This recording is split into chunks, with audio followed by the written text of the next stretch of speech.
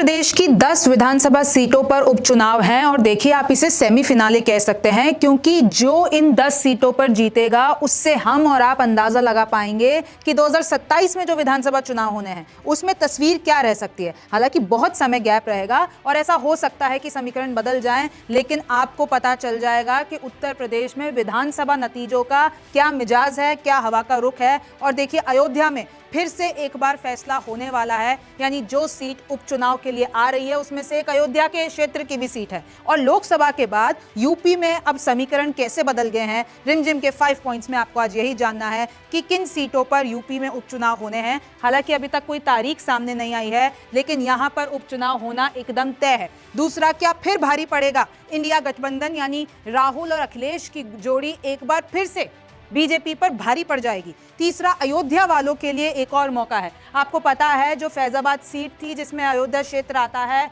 वो समाजवादी पार्टी जीत गई। उसके बाद जो जो हुआ वो सब आपको पता है, लेकिन अयोध्या वालों के पास एक बार फिर से मौका आ गया है उपचुनाव के जरिए। चौथा, लोकसभा के बाद कैसे बदल गए हैं समीकरण, यह आपको डीपली समझने की जरूरत है। पांचवा, यूपी 2022 विधानसभा चुनाव में क्या हुआ था, यानी देखिए जो उत्तर प्रदेश के 2027 के विधानसभा चुनाव हैं और आखिरी बार यहां पर 2022 में हुए थे, तो उसका गणित क्या कहता है वो भी आपको जानना है। तो नमस्ते, मैं हूं रिमझिम जेठानी और आप रिमझिम के 5 पॉइंट्स देख रहे हैं। पहले आपको यह समझना होगा कि आखिरकार इन 10 सीटों पर उपचुनाव हो क्यों रहे हैं विधानसभा सीटों पर। तो देखिए जो जो लोकसभा सीटें जीत चुका है, जो जो नेता जीत चुका है, अच्छा वो पहले से कहीं का विधायक था, इन 10 सीटों के बारे में हम बात कर रहे हैं, तो अगर वो लोकसभा सीट जीत चुका है तो उसको अपनी ये विधानसभा सीट छोड़नी पड़ेगी, और उस जीते हुए नेता को जब विधानसभा सीट छोड़नी पड़ेगी तो वहां पर उपचुनाव होंगे। और ये ऐसी 10 सीटें हैं जिस पर ऑलरेडी बीजेपी, एसपी या आरएलडी के नेता जीत चुके हैं। अब वो 10 सीटें खाली हो चुकी हैं, अब यहां पर उपचुनाव होना है। इन 10 सीटों के बारे में जो मैं आपको बता रही हूं, इसमें से 5 समाजवादी पार्टी ने जीती हुई है, मतलब मैं 2022 की बात कर रही हूं। 5 समाजवादी पार्टी ने जीती हुई है, 4 बीजेपी ने जीती हुई है और 1 आरएलडी ने जीती हुई है जयंत चौधरी की पार्टी में। और आपको पता होगा कि 2022 में आरएलडी और समाजवादी पार्टी एक साथ थे, लेकिन इस बार आरएलडी बीजेपी के साथ चली गई है। खैर, मैं आपको एक एक सीट का समीकरण बता देती हूं। सबसे पहले देखिए फूलपुर की ये सीट है, इसमें अभी जो प्रत्याशी जीते हैं, लोकसभा की सीट की मैं बात कर रही हूं, ये विधानसभा सीट है, लेकिन इसके जो एमएलए हैं यानी प्रवीण पटेल, बीजेपी के प्रवीण पटेल इस बार फूलपुर लोकसभा सीट जीत चुके हैं। कितने मार्जिन से? 4332 मार्जिन से। और देखिए समाजवादी पार्टी पूरी कोशिश करेगी कि विधानसभा चुनाव में ये मार्जिन को एकदम जीरो कर लिया जाए और उसको जीत लिया जाए। फिर दूसरी देख लीजिए, खैर सीट है जिसपे बीजेपी के अनूप प्रधान एमएलए थे, तो अब वो कौन सी लोकसभा सीट जीत चुके हैं? वो हाथरस की लोकसभा सीट जीत चुके हैं। कितने मार्जिन से जीत चुके हैं ये आपके सामने आंकड़ा है, तकरीबन 2.5 लाख से जीत चुके हैं। तो देखिए लग रहा है कि कहीं ना कहीं ये खैर सीट की जो विधानसभा है वो बीजेपी जीत कर ले जाएगी, क्योंकि क्षेत्र ऐसे ही होता है। आपको पता होगा कि एक लोकसभा सीट के नीचे कई सारी विधानसभा सीटें आती हैं, तो ये ऐसे ही लगाया जाता है। देखिए गाजियाबाद में बीजेपी के अतुल गर्ग गाजियाबाद की लोकसभा सीट जीते हैं, तकरीबन इधर देखिए 3.5 लाख वोटों से। तो इसमें भी आप कह सकते हैं कि गाजियाबाद में बीजेपी का परचम लहराता हुआ आया है और शायद वो भी आगे लहराए। मंझावन सीट देख लीजिए, इधर बीजेपी के विनोद कुमार बिंद अब भदोही की लोकसभा सीट जीत चुके हैं, तो ये मंझावन सीट खाली हो गई है, अब इस पे उपचुनाव होगा। अच्छा, ये विनोद कुमार बिंद है, वो भदोही की सीट जीते हैं, कितने मार्जिन से? 44,000। फिर देखिए मीरापुर में आरएलडी के चंदन चौहान अब बिजनौर की लोकसभा सीट जीत चुके हैं, तो मीरापुर की विधानसभा सीट खाली हो गई है। और कितने मार्जिन से ये बिजनौर जीते हैं? 37,000 से। और इस बार आरएलडी बीजेपी के साथ है, पहले वो समाजवादी पार्टी के साथ थी अगर मैं 2022 की बात करती हूं। अब देखिए यही वो सीट है जिस पे सबकी नजरें रहने वाली है, अयोध्या क्षेत्र की ये मिल्कीपुर विधानसभा सीट है। इस पे मैं आपको बता देती हूं, एसपी के अवधेश यानी समाजवादी पार्टी के अवधेश प्रसाद जो कि इस बार फैजाबाद सीट जीते हैं, और आपको पता है कि कितनी सुर्खियों में रही है, इसके बारे में मैं थोड़ा और आपको डिटेल में बताऊंगी, लेकिन फिलहाल बता देती हूं कि समाजवादी पार्टी के अवधेश प्रसाद यहां से एमएलए थे, यानी मिल्कीपुर सीट उन्होंने जीत ली थी, लेकिन इस बार वो फैजाबाद सीट जीत चुके हैं जो कि एक लोकसभा सीट है। और कितने मार्जिन से जीते हैं? 54,000 से। तो अब ये मिल्कीपुर पे वापस से चुनाव होना है, विधानसभा चुनाव होना है। फिर देखिए करहल सीट अखिलेश जो है, अब क्योंकि कन्नौज की लोकसभा सीट जीत चुके हैं और अब ऐसा कयास लगाया जा रहा है कि समाजवादी की तरफ से करहल सीट पे शायद जो अखिलेश यादव के चचेरे भाई हैं तेज प्रताप, उनको उतारा जा सकता है, उनको मौका दिया जा सकता है। और याद कीजिए कि अखिलेश यादव तो पहले लड़ भी नहीं रहे थे लोकसभा चुनाव, उन्होंने सबसे पहले जिसका नाम अनाउंस करवाया था वो तेज प्रताप का कराया था, लेकिन बाद में उसको कैंसिल करके अखिलेश यादव खुद मैदान में उतर गए। तो हो सकता है कि करहल विधानसभा उपचुनाव के लिए तेज प्रताप यादव का नाम सामने आ जाए। अब अखिलेश ने करहल पर बीजेपी के एसपी बघेल को 67,000 वोटों से हराया था। ये मैं 2022 की बात कर रही हूँ कि जब अखिलेश ने करहल विधानसभा सीट जीती थी तो बीजेपी के एसपी बघेल को हराकर इतने मार्जिन से हराया था। और इस बार अखिलेश यादव ये जो कन्नौज की लोकसभा सीट जीते हैं वो कितने मार्जिन से जीते हैं आपके सामने आंकड़ा है, 1,70,000 वोटों से। फिर कटेहरी देख लीजिए, समाजवादी पार्टी के लालजी वर्मा ने अब अंबेडकर नगर की लोकसभा सीट जीत ली है। और एक और इंटरेस्टिंग पॉइंट मैं बता देती हूं, अंबेडकर नगर मायावती का गढ़ माना जाता है, लेकिन आपको पता है कि यूपी में मायावती का परसेंटेज अब कैसे धीमे धीमे नीचे आता जा रहा है। अब देखिए एनडीए के निषाद शायद अवधेश कुमार को उतारे, करीबी लड़ाई है। मैं आपको बता दूं कि जो कटेहरी विधानसभा की सीट है 2022 में यहाँ पर क्या हुआ था कि एनडीए ने अपने साथी यानी बीजेपी ने अपने साथी निषाद के अवधेश कुमार को यहां से उतारा था और बहुत ही करीबी लड़ाई थी जिसमें एसपी जीत गई थी, यानी समाजवादी पार्टी के लालजी वर्मा जीत गए थे। लेकिन इस बार भी शायद हो सकता है कि निषाद पार्टी ही इस पर अपना कोई कैंडिडेट उतारे एनडीए की तरफ से। और देखिए मार्जिन मैंने आपको बता रखा है कि इस बार समाजवादी पार्टी के लालजी वर्मा 1 लाख से ज्यादा वोटों से जीते हैं। फिर देखिए कुंदरकी, इसमें भी एसपी के जिया उर रहमान, ये बर्क के पोते हैं, उन्होंने संबल लोकसभा सीट जीत ली है और 2022 में ये कुंदरकी से जीते थे। तो देखिए कितने 2022 में तकरीबन 42,000 से बीजेपी के कमल कुमार को इन्होंने हराया था और अब कुंदरकी सीट पर वापस से चुनाव होना है। फिर देखिए ये सीसामाऊ कानपुर की ये सीट है, आपको पता होगा समाजवादी के इरफान सोलंकी को 7 साल की जेल हो गई है आर्सन के मामले में। तो अब ये सीट खाली हो गई है क्योंकि वो यहाँ के एमएलए थे। और देखिए लोकसभा 2024 की मैं बात करती हूँ, इस क्षेत्र की बात करती हूँ, तो कानपुर सीट पर बीजेपी के रमेश अवस्थी 20,000 वोटों से जीते हैं। तो समाजवादी पार्टी की इस सीट पर भी नजर रहेगी क्योंकि पहले भी इरफान सोलंकी यहां से जीत चुके हैं जो कि समाजवादी पार्टी के हैं और लोकसभा सीट अभी मात्र 20,000 वोटों से बीजेपी जीती है। इसी क्षेत्र की बात करूं तो हो सकता है समाजवादी पार्टी यहां पर कोई स्ट्रॉन्ग कैंडिडेट उतारकर वापस से ये सीट अपने कब्जे में ले ले। अब दूसरा देखिए सवाल आता है क्या कि एक बार फिर से ये जो इंडिया गठबंधन है वो एनडीए पे यानी बीजेपी पे भारी पड़ जाएगा। वो कैसे? क्योंकि यहाँ पर मैंने आपको जितनी भी 10 सीटों का समीकरण बताया है उसमें से ज्यादातर सीटें जो हैं वो बीजेपी और सपा जीते हैं। आपने देखा 5 सीटें सपा, 4 बीजेपी और 1 आरएलडी, इसमें से कहीं पे भी कांग्रेस नहीं है।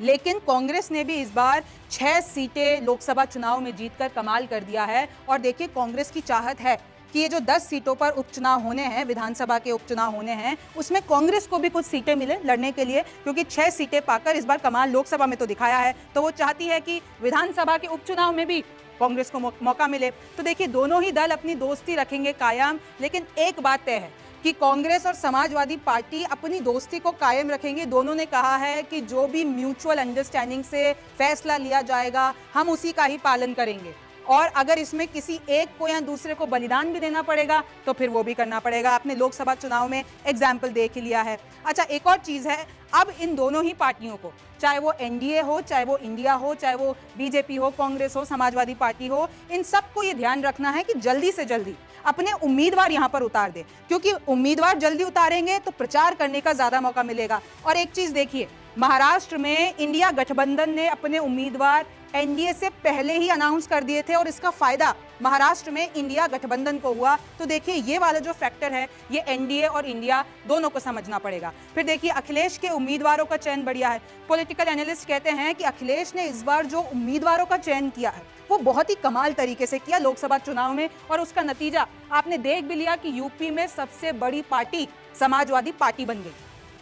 अखिलेश का ये जो पीडीएफ फॉर्मूला है इस बार कमाल का काम कर गया। अब देखिए ये जो उपचुनाव है वो बीजेपी और योगी दोनों के लिए ही परीक्षा है, क्योंकि जो गढ़ है बीजेपी का जो कहा जाता है उत्तर प्रदेश, अब उसमें जो इंडिया गठबंधन ने सेंध लगाई है और सबसे बड़ा जो झटका लगा है वो अयोध्या में लगा है। तो अब ये बड़ी परीक्षा बन गई है बीजेपी और योगी के लिए कि आगे अगर ये 10 उपचुनाव, जितनी भी 10 सीटें हैं उस पर कौन जीतेगा, उसमें पता चलेगा कि वहां की जनता बीजेपी और योगी के बारे में क्या सोचती है। फिर देखिए 2022 5 पर एसपी, 4 पर बीजेपी, 1 पर आरएलडी। मैं आपको ये बता चुकी हूं कि जो 10 सीटों पर उपचुनाव होना है उस पे 5 पर एसपी जीत चुकी है, 4 पर बीजेपी और 1 पर आरएलडी। तो देखिए, समाजवादी पार्टी भी चाहेगी कि ये 4 और 1 पे कब्जा कर ले और बीजेपी भी चाहेगी कि समाजवादी पार्टी के जो गढ़ हैं वो अपने पास कर ले। अब तीसरा पॉइंट देख लीजिए, अयोध्या वालों के लिए एक और मौका आ गया है। देखिए, आपको पता होगा कि अयोध्या में जो बीजेपी के साथ हुआ है, अगर आप थोड़े भी सोशल मीडिया पर एक्टिव हैं तो आपको पता होगा कि कैसे मीम्स बन रहे हैं कि अयोध्या वालों ने बीजेपी को धोखा दे दिया, इतना बीजेपी ने वहां पर विकास कराया, लेकिन उधर उन लोगों ने ही, वोटरों ने ही बीजेपी को धोखा दे दिया और वोट नहीं किया। इस पे इंडिया गठबंधन और जितने भी विपक्ष हैं वो ये कह रहे हैं कि उनमें अहंकार आ गया था, राम के भक्त होकर उनमें अहंकार आ गया था, इसलिए उस अहंकार को जनता ने तोड़ा है। खूब ऐसी बातें चल रही है, लेकिन अब आपको समझना होगा कि कैसे अब वापस से अयोध्या वालों के पास एक और मौका आया है। फैजाबाद हारने पर बीजेपी पर न जाने कितने तंज कसे जा रहे हैं। एक बार फिर होगी अयोध्या में वोटों की जंग। मैंने आपको उस सीट का नाम बता दिया है। अब देखिए, अवधेश ने बीजेपी के बाबा गोरखनाथ को हराया था। जिस सीट पर अभी होने वाला है चुनाव, उस पर अवधेश ने बीजेपी के बाबा गोरखनाथ को हराया था 13,000 वोटों से। और मैं आपको बता दूं कि जो अवधेश हैं, जिन्होंने फैजाबाद में समाजवादी पार्टी का परचम लहरा दिया है, वो पासी दलित हैं, यानी वो जो कम्युनिटी से आते हैं वो पासी दलित कम्युनिटी से आते हैं। तो इसमें हो सकता है शायद बीजेपी भी इस बार ये करे कि ये जो मिल्कीपुर में विधानसभा चुनाव होना है, उपचुनाव होना है, उसमें शायद मिल्कीपुर से पासी दलित की ही किसी जाति से किसी उम्मीदवार को उतारे, ऐसे कयास लगाए जा रहे हैं। तो एक बार आप ये भी देख लीजिए, चौथा, कि लोकसभा के बाद कैसे बदल गए हैं समीकरण। अगर आप लोकसभा नतीजे वैसे तो आपको पता होंगे, एक बार फिर याद दिला देती हूँ। लोकसभा नतीजे 2024, कुल सीटें 80 और इसमें से देखिए समाजवादी पार्टी ने 37, सबसे बड़ी पार्टी बनी, कांग्रेस ने 6 सीटें यानी इंडिया गठबंधन ने 43 सीटें, इधर बीजेपी ने 33, आरएलडी ने 2 और अपना दल ने 1 यानी 36 और एक चंद्रशेखर की आप ले लीजिए नगीना सीट 1। अगर मैं आपको वोट परसेंट दिखाती हूँ सीटों के मामले में तो आपको पता चल गया इंडिया गठबंधन कहीं आगे है बीजेपी से यानी एनडीए से। लेकिन अगर मैं आपको वोट परसेंटेज बताती हूँ तो देखिए, इधर आप गौर कीजिए, समाजवादी पार्टी का वोट परसेंट है 33.59%, कांग्रेस का है 9.46% इज इक्वल्स टू 43.05%। इन दोनों का, समाजवादी पार्टी और कांग्रेस का मिलाकर है 43.05%, लेकिन बीजेपी का अकेले का है 41.37%। हालांकि इन दोनों को जोड़ दिया जाए तो बीजेपी नीचे आ जाती है, पर अगर आप वोट परसेंट देखेंगे तो बीजेपी का वोट परसेंट 41.37 समाजवादी पार्टी से कहीं ज्यादा है। पांचवा पॉइंट, यूपी विधानसभा नतीजे 2022। अच्छा, अब आपको यह भी देखना पड़ेगा कि 2022 के नतीजों में क्या हुआ था। मैं आपको एक बार रिवीजन करा देती हूँ। कुल सीटें हैं 403 विधानसभा की उत्तर प्रदेश में, बहुमत का आंकड़ा है 202। अब देखिए, एनडीए ने जीते थे 273 सीटें, समाजवादी पार्टी ने जीती थी 125 सीटें और अदर्स के खाते में आई थी 5 सीटें। अब मैं आपके लिए इसको तोड़ देती हूँ। बीजेपी ने जीती 255, अपना दल ने जीती 12 सीट्स, निषाद पार्टी ने जीती 6 सीट्स। तो अगर आप देखेंगे एनडीए का पूरा हुआ 273। फिर आप ये देख लीजिए, एसपी ने जीती 111, आरएलडी ने जीती 8 सीट्स और सुबसपा में, अब देखिए सुबसपा जो है पहले इधर वाली थी यानी विपक्ष थी, लेकिन अब वो एनडीए के साथ आ चुकी है। लेकिन 2022 की अगर मैं बात कर रही हूं तो 6 सीटें सुबसपा यानी राजभर की पार्टी ने यहां पर जीती थी। कांग्रेस ने मात्र 2 सीटें जीती, वो अलग लड़ी थी। बीएसपी ने मात्र 1 यानी मायावती की पार्टी ने सिर्फ 1 सीट जीती और अदर्स के खाते में आई 2 सीटें।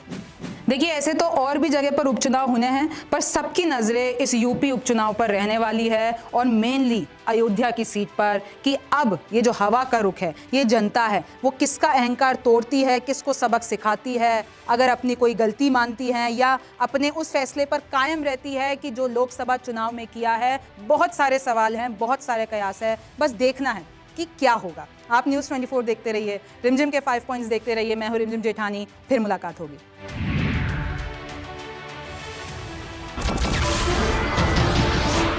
नमस्कार, मैं हूं मानक गुप्ता। अगर आपको हमारा ये वीडियो पसंद आया हो तो इसे लाइक और शेयर जरूर करें और हाँ, हमें सब्सक्राइब और फॉलो करना ना भूलें ताकि आप देश और दुनिया की कोई खबर मिस ना करें। तो जुड़े रहिए हमारे साथ और देखते रहिए न्यूज़ 24।